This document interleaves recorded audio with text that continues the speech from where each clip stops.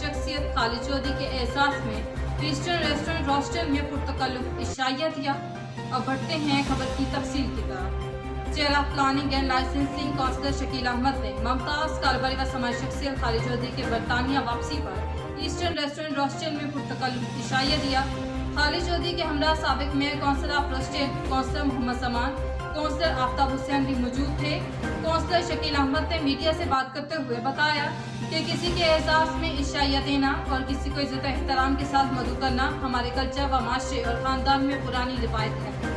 इससे मिल बैठ कर आपस में हालात वाक़ियात और दीगर अमूर पर बातचीत का मौका भी मिलता है।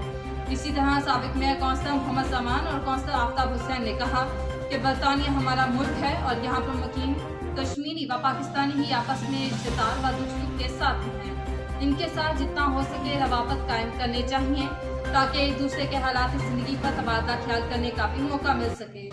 खालिद चौधरी ने मौजूद मेजबान सियासी व समाजी शख्सियत काउंसलर शकील अहमद का पुरतकल्लुफ इशाइया देने पर शुक्रिया अदा किया और कहा कि इस मुल्क में जहाँ लोगों की मसरूफियात दूसरे ममालिक के लोगों से 70% से भी ज़ायद हूँ, मैं समझता हूँ कि किसी को अपना कीमती वक्त देना और बिलखुसूस मदु करना बड़ी मुश्किल बात है।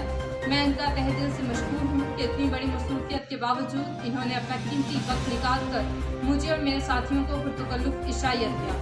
नाज़रीन, आपको लम्हा बा खबर रखने के लिए कोशिश है। मज़ीद अपडेट्स के लिए देखते रहिए अंडरग्राउंड न्यूज़।